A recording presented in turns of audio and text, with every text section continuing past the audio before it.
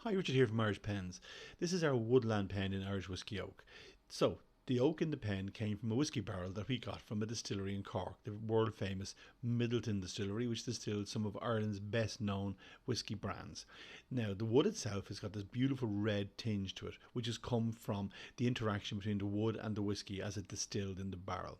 This makes this gift really unique and something special for people who would be into the whole whiskey scene, which is a huge scene globally at the moment, and Irish whiskies are out there at the front of the of that kind of scene. Now, the pen itself is a fountain pen. It's made of rhodium and titanium, so it's very high-end quality. The nib is manufactured by Peter Bock in Germany.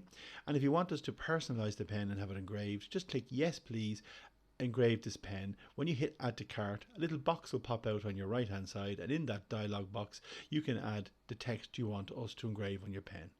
Thanks for watching.